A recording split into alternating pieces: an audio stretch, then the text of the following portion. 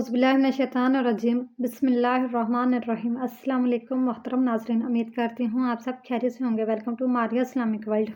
हज़रत मोहम्मद सल्लल्लाहु अलैहि वसल्लम ने अकेला सोने से क्यों मना किया? रात अकेले गुजारने और अकेले सफ़र करने वालों सुनो, नबी करीम सल्लल्लाहु अलैहि वसल्लम ने फरमाया, कोई औरत अपने महरम रिश्तेदार के बगैर सफ़र ना करे और कोई शख्स किसी औरत के पास उस वक्त तक ना जाए जब तक वो कौन सी वजह है। जानने के लिए वीडियो को मुकम्मल ज़रूर देखिएगा। मौजूदा दौर में ऐशो अशरत के बेशुमार साहरी असबाब मुहैया होने के बावजूद माशरे का हर दूसरा फर्द बेचैनी और बेसुकूनी की शिकायत करता नजर आता है। मालो दौलत की फरावानी के बावजूद कई लोग सुकून की तलाश में दर दर भटकते नजर आते हैं।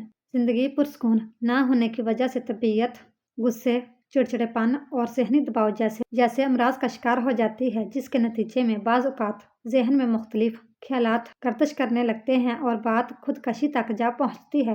ये बात तो बिला शक मुस्लिम है कि मालो दौलत या शोहरत वगैरह से सुकून जैसी अजीम नेमत को हासिल करना नामुमकिन है। बड़े बड़े बंगले, एयर कंडीशनर कमरे, नरमो गरम बिस्तरों, दिगर जराए आराम के जरिए चैन और सुकून का हासिल हो जाना बाइद अज क्यास है। महंगी महंगी दवाइयाँ लेने के बावजूद भी पूरी रात करवटें बदलते गुजर जाती है। ये तो अल्लाह ताला की तरफ से अता की हुई एक अजीम नेमत है, जिसे दुनवी ज़राए से हासिल करना नामुमकिन है। मैंने बारहा अपनी आंखों से सस्ता और सादा लिबास पहने मदारस के तलबा को ज़मीन पर बिस्तर बिछाकर गहरी और पुरसुकून नींद के मज़े लेते देखा है। आखिरकार वो कौन सा नुस्खा है जिसको इस्तेमाल करके ज़िंदगी को पुरसुकून बनाया जा सकता है? वो कौन सा रास्ता है कि जिस पर चलकर ज़िंदगी में सुकून और तमानियत की बहार लाई जा सकती है? हम मुसलमानों का ये ईमान है और अल्लाह ताला का फरमान है कि हमारे लिए रसूलुल्लाह सल्लल्लाहु अलैहि वसल्लम की सुन्नत में ज़िंदगी गुजारने का बेहतरीन तरीका मौजूद है, जिस पर अमल करके न सिर्फ हम अपनी ज़िंदगी को खुशगवार बना सकते हैं बल्कि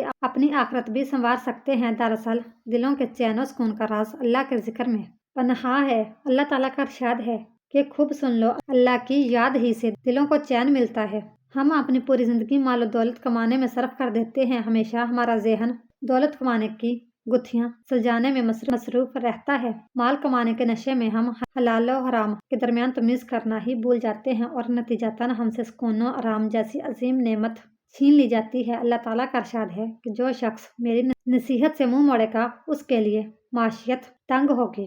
मुफस्सिरीन कराम ने इस आयत की मुख्तलिफ तफसीरात बयान की हैं। हज़रत सईद बिन जुबैर रज़ी अल्लाह तआला अन्हु ने माशियत की तंगी का ये मतलब बयान किया है कि उस शख्स से कनात सलब की जाएगी और हिर्से दुनिया बढ़ा दी जाएगी। यानी ऐसा शख्स माल से कभी भी सैर नहीं होगा बल्कि पूरी जिंदगी दुनिया कमाने के चक्कर में मसरूफ रहेगा और बिला आखिर मौत उसे अपनी आगोश में ले लेगी। दुनिया में कई ऐसी दौलतमंदना और शोहरत याफ्ता शख्सियत के मसाले मौजूद हैं जिन्होंने जिंदगी से तंग आकर मजबूरन खुदकशी का रास्ता अख्तियार किया। लिहाजा मालूम हुआ कि मालो दौलत का हसूल जिंदगी में सुकून और तमानियत पैदा नहीं कर सकता। इस दुनिया में मौजूद अगर कोई शख्स चाहता है कि उसे हमेशा खुशी ही नसीब हो, मुसीबत और तकलीफ उसके घर का दरवाज़ा भी ना खटखटाए, तो ऐसा होना नामुमकिन है। जिंदगी खुशी और गम के नशीबो फराज से इबारत है। तकलीफ और खुशी का आपस में चोली दामन का साथ है। लिहाजा ऐसी सोच आपकी जिंदगी में बेचैनी और बेसुकूनी का सबब बन सकती है। अल्लाह ताला की रजा में राजी रहना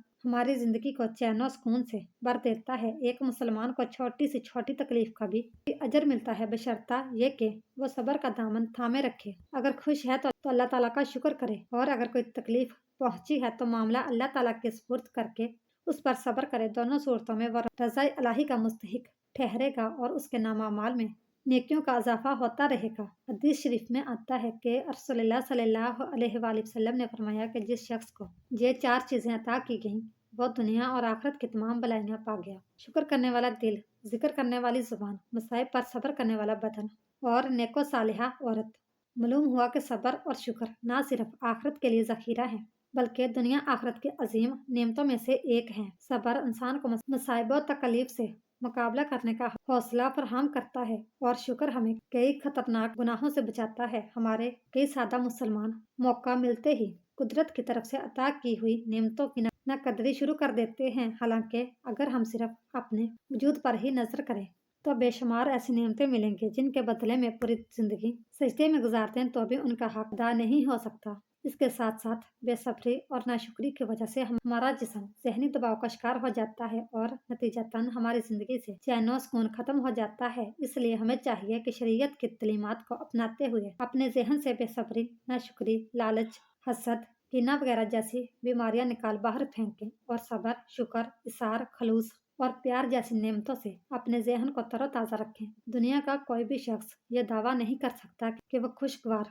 اور پرسکون زندگی گزار رہا ہے یا اسے کسی سے کوئی شکایت نہیں ہے۔ امیر ہو یا غریب، سب زندگی کے چیلنجوں کا سامنا کرتے ہیں اور انہیں مختلف قسم کی مشکلات اور پریشانیاں لاحق ہوتی ہیں۔ جب ہم اپنے آپ سے ہی بیزار اور شکوہ کناں رہتے ہوں تو یہ کیسے ممکن ہے کہ دوسروں کی کچھ عادات اور بعض رویوں سے ہمیں کوئی شکایت نہ ہو؟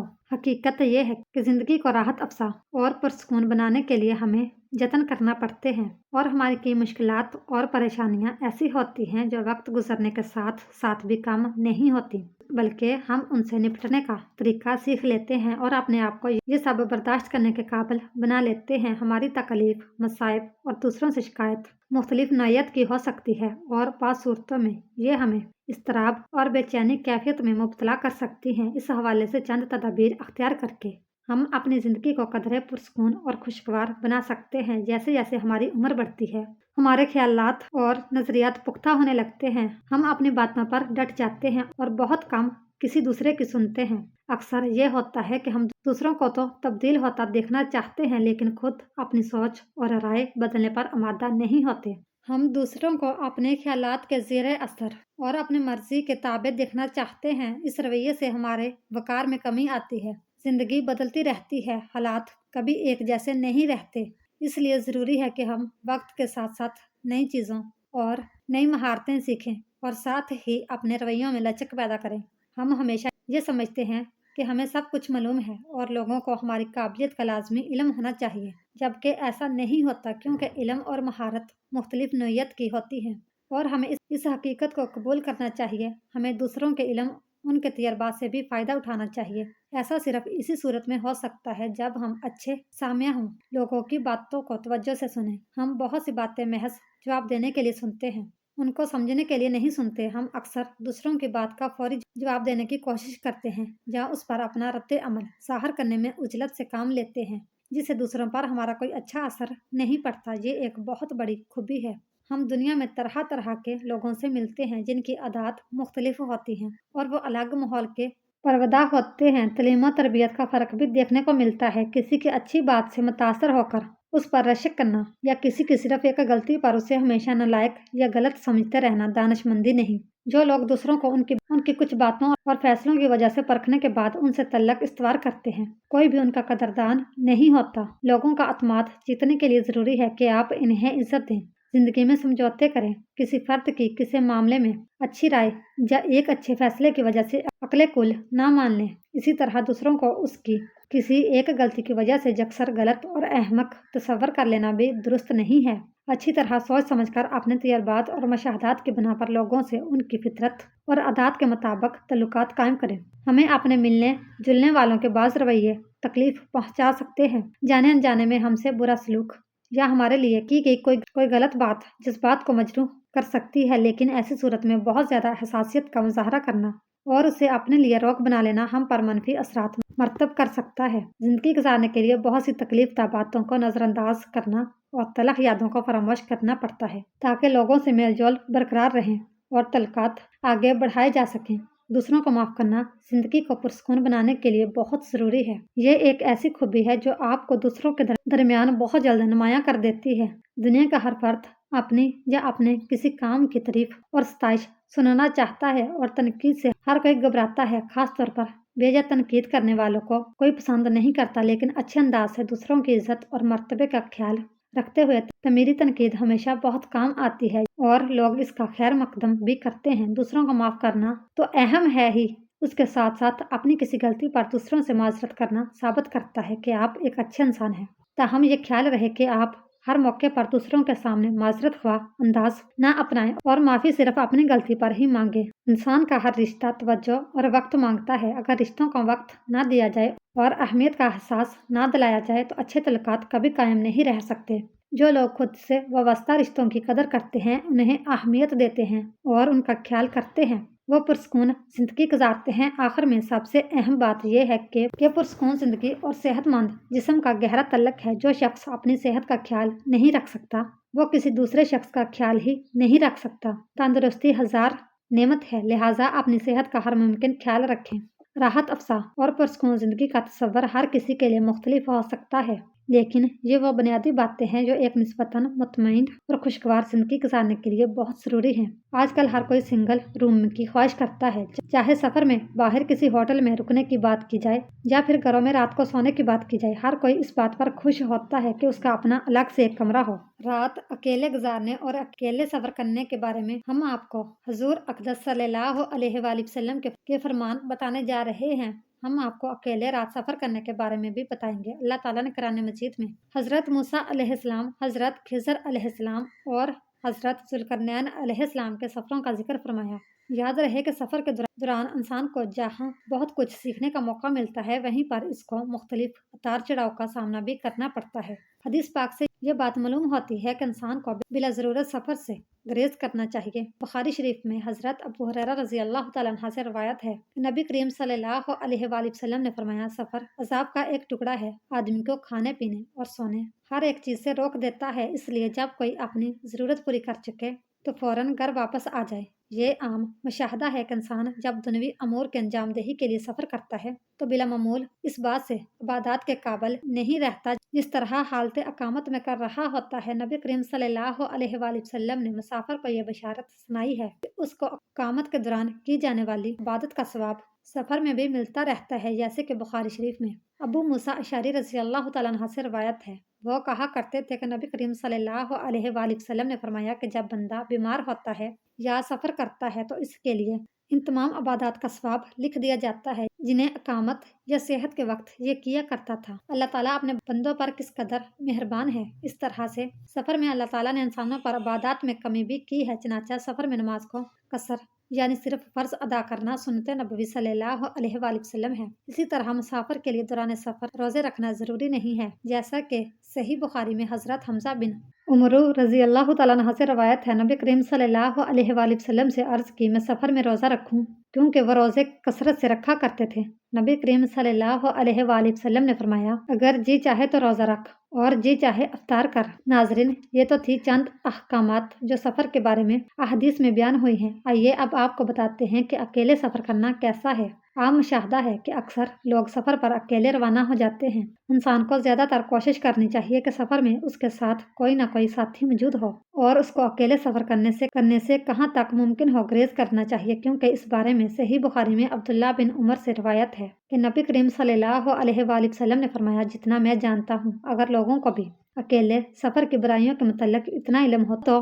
कोई सवार रात में अकेला सफ़र ना करता। नाजरीन, अब खुद ही अंदाज़ा लगा लें कि रात का सफ़र करना किस हद तक खतरनाक हो सकता है और हुज़ूर अक़दस सल्लल्लाहु अलैहि वसल्लम ने किन अल्फाज में इंसान को रात के सफ़र से मना फरमाया है। इसलिए ज़रूरी है कि रात के सफ़र से इज्तनाब किया जाए, ख़ास तौर पर रात को अकेले सफ़र ना किया जाए।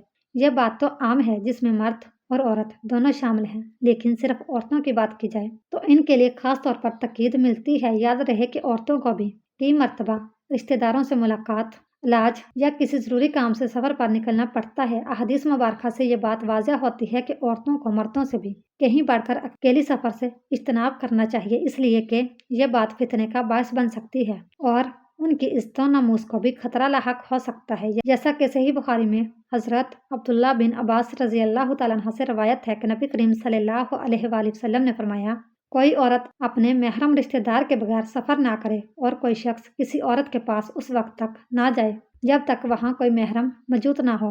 एक शख्स ने पूछा, या रसूलल्लाह सल्लल्लाहु अलैहि वसल्लम, मैं फ़लाँ लश्कर में जहाद के लिए निकलना चाहता हूँ, लेकिन मेरी बीवी का इरादा हज का है। तो आप सल्लल्लाहु अलैहि वसल्लम ने फरमाया, तू अपनी बीवी के साथ हज को जा। जहाँ पर ख़वातीन को गौर करने की ज़रूरत है, जो कि बिला झिझक किसी भी काम से घर से बाहर चली जाती हैं और महरम साथ नहीं होता। इसीलिए औरतों को खास तौर पर इस बात का एहतमाम करना चाहिए। रात की बात तो बहुत दूर है, औरत को दिन में भी अकेले सफ़र करने की इजाज़त नहीं है। सफ़र के हवाले से चंद मज़ीद अहकाम पर भी हम बात करेंगे, लेकिन इससे पहले आपको अकेले रात बसर करने के बारे में बताते हैं। इस हवाले से अब्दुल्ला बिन उमर रवायत करते हैं कि नबी करीम सल्लल्लाहु अलैहि वसल्लम ने तन्हा रहने से मना फरमाया, यानी ना तो आदमी रात तन्हा बसर करे और ना तन्हा सफर करे। अल्लामा अलबानी रहमतुल्लाह अलैह ने इस हदीस को बुखारी की शर्त पर सही कहा है। इस हदीस में रात अकेले गुजारने का वाज़िया ममानत फरमाई गई है, लेकिन इसके बावजूद हम में से अक्सर लोग, खास तौर पर नौजवान, इस बात पर असरार करते हैं कि उनका अपना कमरा हो, यहाँ वो अकेले हों और उन्हें दिन रात की तन्हाई मुयस्सर हो।